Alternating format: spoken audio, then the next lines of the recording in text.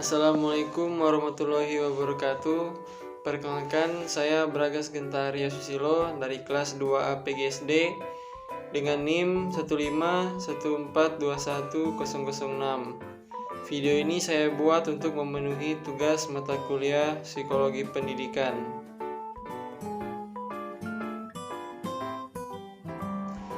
Manfaat mata kuliah Psikologi Pendidikan bagi mahasiswa yaitu untuk mengembangkan kemampuan diri dalam membagikan pengetahuan yang dimiliki secara lebih terstruktur dan efektif.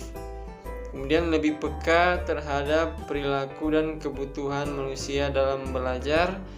Kemudian mengetahui bagaimana pendidikan bagi siswa dengan kebutuhan khusus.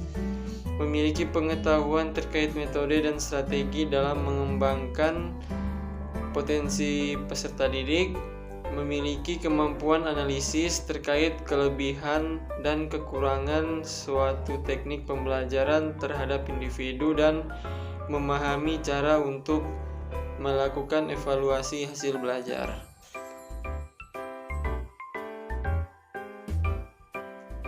Implikasi teori behavioristik dalam pembelajaran dapat dideskripsikan sebagai berikut.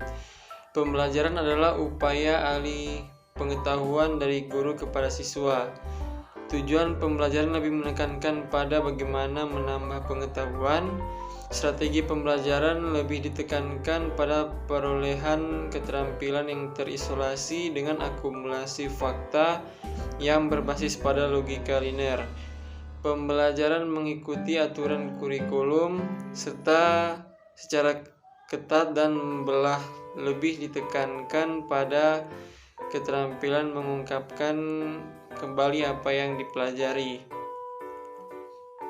Implikasi teori kognitivisme dalam pembelajaran dapat dideskripsikan sebagai berikut. Setiap siswa perlu dimotivasi oleh guru agar merasa bahwa belajar merupakan suatu kebutuhan dan bukan sebaliknya sebagai beban. Pembelajaran hendaknya dimulai dari hal-hal yang konkret ke hal-hal yang abstrak.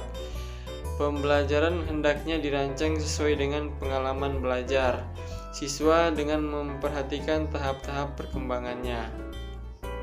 Implikasi teori konstruktivisme dalam pembelajaran dapat dideskripsikan sebagai berikut. Menyediakan pengalaman belajar yang memungkinkan siswa bertanggung jawab dalam merencanakan aktivitas belajar, proses belajar serta hasil belajar yang diperolehnya.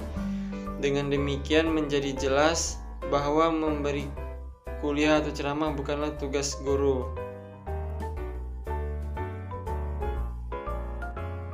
Menurut saya, setiap anak pasti terlahir unik.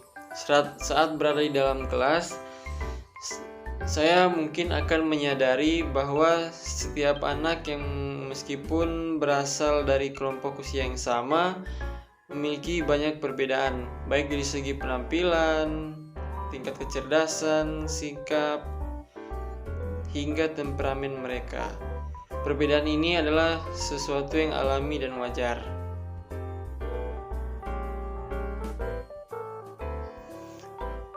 Ada beberapa peran guru dalam perspektif psikologi pendidikan, yaitu membuat konsep yang tepat. Peran guru dalam psikologi perkembangan yang pertama adalah membuat konsep yang tepat. Dengan guru memahami psikologi perkembangan, maka ia akan lebih mudah untuk memutuskan bentuk perubahan perilaku guna mencapai tujuan pembelajaran. Kemudian, strategi yang tepat.